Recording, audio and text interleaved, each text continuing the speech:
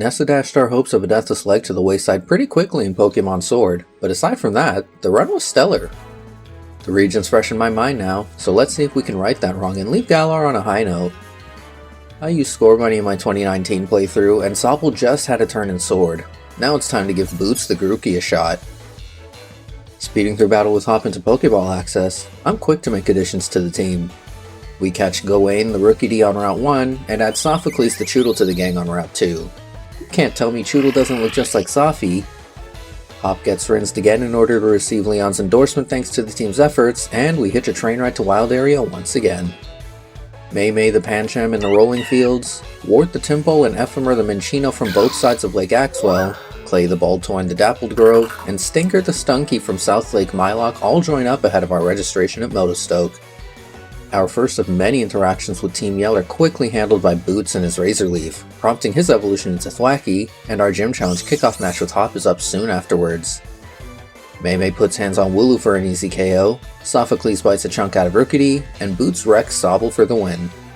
Route 3 awards us Flare the Gossifleur and also provides the XP Gawain needs to evolve into Corvisquire, just in time to get into battle with Bede. Boots deals with the Narcissist solo, shredding the team like paper with Razor Leaf. We overwhelm some more trainers on Route 4, and also make another nice addition in Scamp the Amper. He's so cute! Definitely the goodest boy. Gawain takes point in the first mission, bullying the grass types in between our Wooloo herding, and assumes the lead position as we challenge Milo next. Pluck Oko's Gossifleur, sending us straight into the Clash of Titans. With an overwhelming advantage though, 2 max airstreams are all it takes to blow Eldegoss away for badge number 1. Our Rotom bike is secured and Hop challenges us to another battle, clearly a glutton for punishment. Before reaching Hulbury, we catch Coco the Spritzy on Route 5. I think it's a safe bet that we can clear Nessa without issue thanks to Boots, leading us through the mission. Sophocles evolves into Dreadnought along the way, and our subsequent training is sped through to get the battle started. Goldeen and Aracuda both put up absolutely zero resistance, both falling to Razor Leaf, and even Dreadnought is dropped without getting a hit in as we Oko with max overgrowth. Safe to say a deathless run is in the bag, we are absolutely tearing through Galar. Keeping up the momentum, we catch Froppy the Krogunk in the mine before getting into battle with Bede again. We use the super effective knockoff instead of Razor Leaf this time, sweeping Bede's team without any difficulty once again. Ponyta at least gets a hit in with Confusion before going down, and the XP is well used in Scamp's evolution into Boltund. Team Yell gets the shit kicked out of them, mostly by Pancham's low sweep, before we're free to move on to Motostoke. We catch Kate the Poniard in the outskirts and make a beeline for the hotel to battle Marnie. Gawain plucks Krogunk for the KO, and Clay actually sees screen time as the pivot when Morpeko is sent out. I expected an electric type attack, but Marnie is clearly too smart for such tactics. Thankfully, Clay also wants us to finish deathless and manages to hang out with 1 HP before May takes over. Talk about a close call. A few low sweeps eventually finish the rodent off, and Scraggy is taken out in kind for the win. Motostoke's gym guarantees us a fire type encounter, so I grab my favorite of the set, Lumiere the Litwick. Training is super brief, mostly getting Lumiere up to speed, and the battle with Kabu is on. Sophocles is the perfect answer to the fiery Kabu, using Rock Tomb to dispatch Ninetales. I pivot quickly to remove Intimidate's attack drop, then Dynamax early. We use the Rostberry to shed the burn once, but Arcanine is persistent and burns us again. Because of the burn's attack drop, it takes 2 max Rockfalls to take the doggo down. Our final big mode turn is spent dealing massive damage to the G-Max Centiskorch, getting the KO and the win with Rock Tomb in the end. More additions are made to the team in Wild Area 2, but the real prize is found with the Digging Bros. We find not only a fossilized fish, but a fossilized Drake too. Combining these 2 fossils together in a way only the British could leads to the addition of Ren the Dracovish to the squad on Route 6. Ren has the potential to be an absolutely busted monster thanks to its strong draw boosted biting attacks. Once Buddy catches up, it's safe to say it'll be even smoother sailing. As we near Snow Onside, May evolves into the menacing Pangoro. Gaining the Dark type ahead of the Ghost type version of the gym is a great boon. Before that though, we've got to battle Hop in the first of his Depression era battles. Cramorant isn't even given a chance to do some silly Gulp Missile things, taken out cleanly by Scamp to start. Silly Cobra is no match for Boots, Scamp effortlessly defeats Toxel next and keeps the pressure up to Oko Drizzile with Spark for the win. Training to the cap awards us Boots' evolution into Rillaboom before we're set to battle Alistair. I lead with Lumiere, using Shadow Ball to take Yamask out to start. Cursula is up next, so I pivot into the real big hitter for this match, May. Hex tickles before May taunts the dead Coral out of Curse, and she then starts to get worked up. Crunch is a clean Oko after only one boost, and Mimikyu is sent out. I'm not looking to take any chances here in Dynamax, using Max Darkness to Oko. Thanks to Mold Breaker, Disguise is bypassed, simplifying things greatly for us. G-Max Gengar joins us on the field last, but another Max Darkness immediately send it packing for the win. We then quickly attempt to beat in his Vandalism.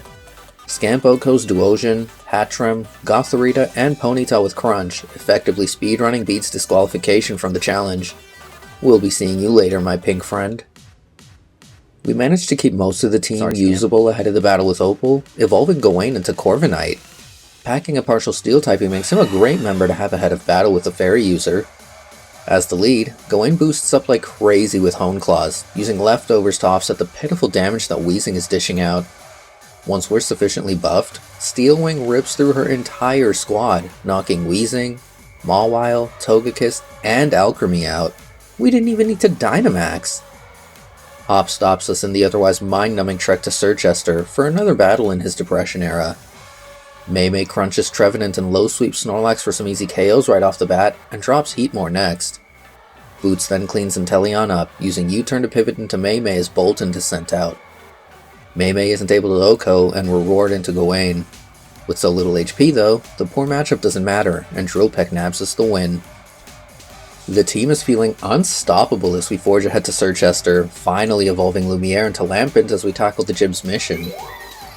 When the team's all set, we get ready to battle Melanie, the thickest gym leader to date.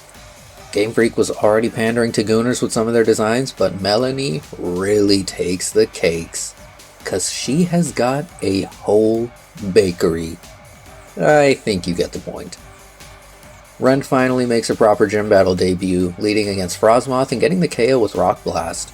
Galarian Darmanitan hits us hard with Icicle Crash, and we trigger its transformation into Zen mode with Rock Blast. After some deliberation, I get Lampent out, tanking Icicle Crash and getting the KO with Shadow Ball. This tees us up perfectly to deal with Ice Cube.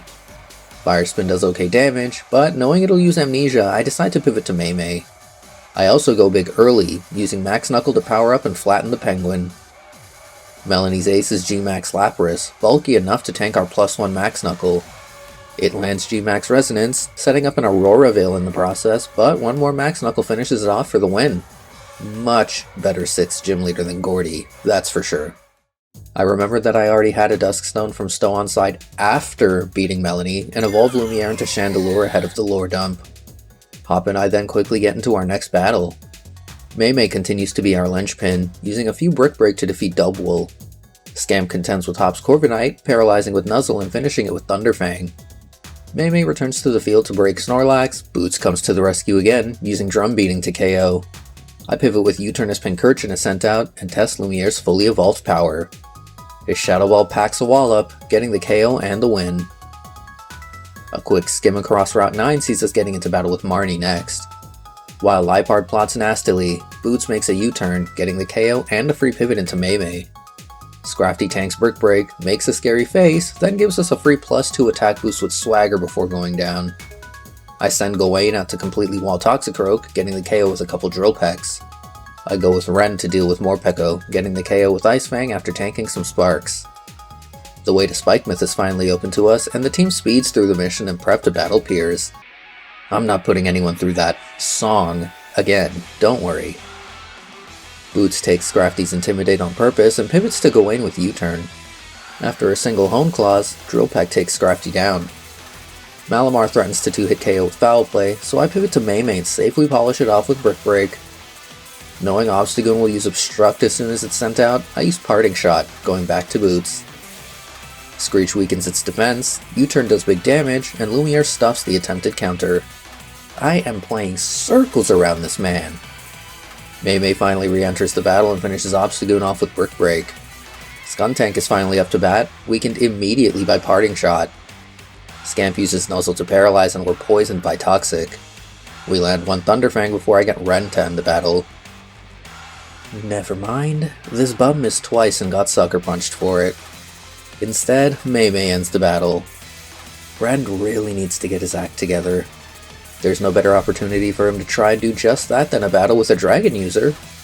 The weather battles that make up the mission are all easily cleared, first going through rain, then sun, and finally hail. Our opening duo for the Sandstorm battle with Raihan is Boots and Mei. Boots uses Screech on Gigalith and Mei uses Parting Shot on Flygon, pivoting to Rend. Rocks are set up on our side of the field, and after 2 breaking swipes, Boots' drum beating isn't doing much to Flygon. It hits the debuffed Gigalith a lot harder, and Ren's Ice Fang finishes Flygon off pretty easily too. Sandaconda takes its place, dropped to half by drum beating while Ren protects itself. I use U-turn to pivot into Mei and Ren dives. Mei's paralyzed by Glare and hit fairly hard by Body Press, effectively taking her out of the battle. Not ideal, but Ren's dive finishes Gigalith off at least.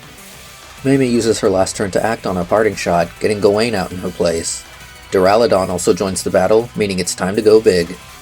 I get Gawain to Dynamax as Lumiere replaces Ren, tanking G-Max depletion while we use Max Steel Spike to KO Sandaconda. Boots takes Lumiere's spot and eats a Max Rockfall while we use Max Airstream, speeding up. Boots U-turns into Scamp and one final Max Steel Spike raise our defense some more, completely shrugging off the last Max move.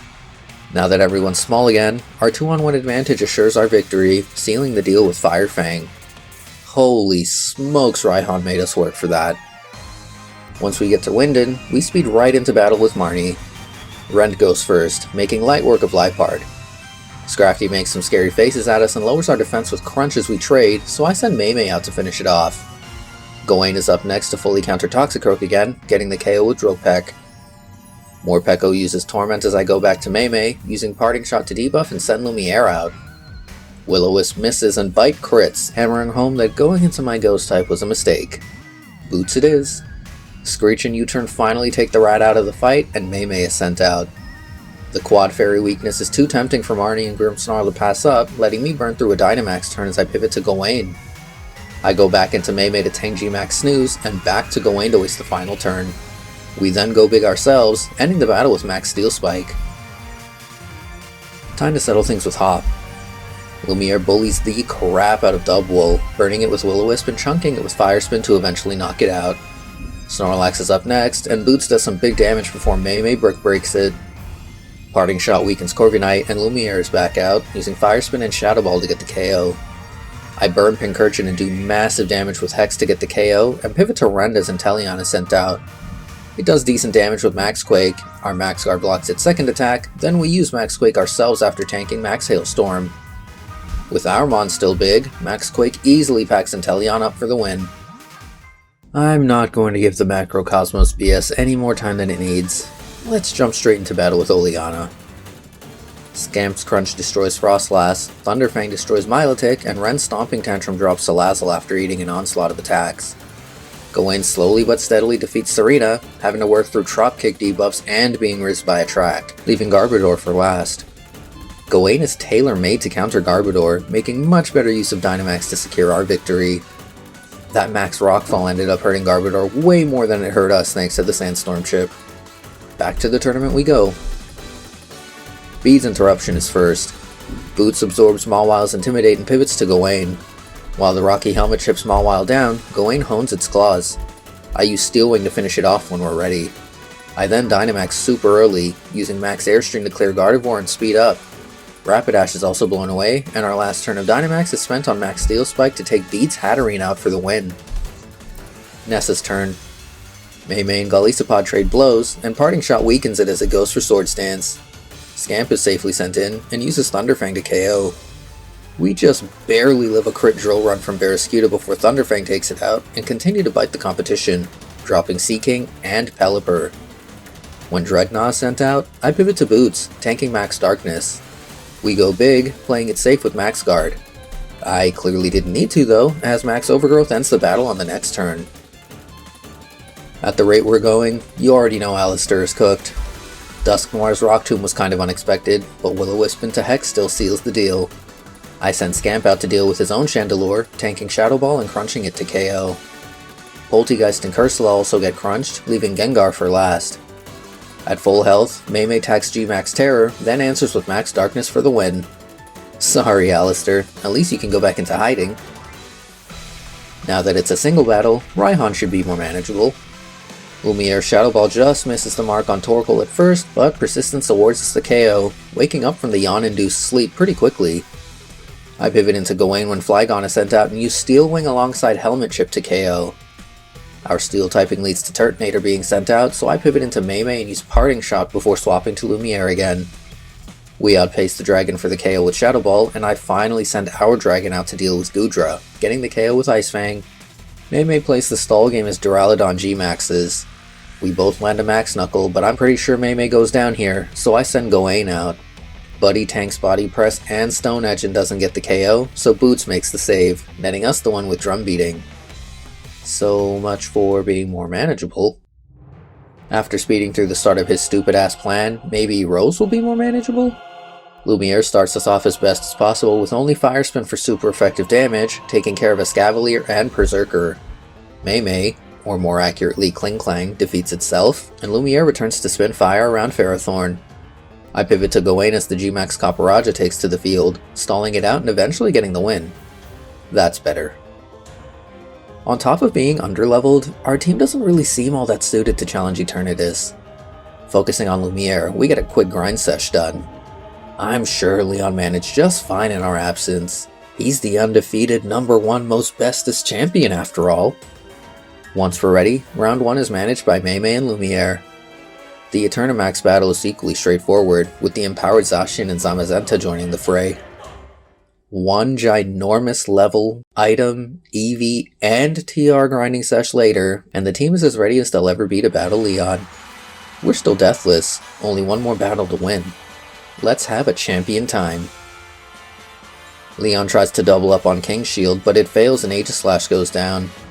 Haxorus lands an Earthquake before Shadow Ball goes again, and I pivot to Boots to handle Seismitoad. Rend is my Dynamax of choice when Cinderace is sent out, hoping to stack up some crucial boosts. We double our special defense, using 2 Max Quake to defeat the Bunny, and land one more on Dragapult as our big mode ends. With all the boosts, Rend is able to outlast Dragapult and get the KO. It's down to Charizard, whose Max Overgrowth misses the mark thanks to all of the boosts. We land a huge Vicious Rend, but it doesn't KO, leading to a Max Rockfall taking us out on the next turn. One death on the counter, on the final Mon of the leg. Damn. Scamp takes over, landing Thunderfang for the KO and the win. I shouldn't have tried so hard to make Rend work on this team, but he was kind of fraudulent the whole way through. If he had just a bit more speed, the run would have been a breeze. Alas, it wasn't meant to be. This leg brings our time in Galar to a close, and with it, the Grookey, Rookidee, Pancham, Yamper, Litwick lines, and Dracovish join the ban list. We'll be heading back to Sinnoh after an age. Next time.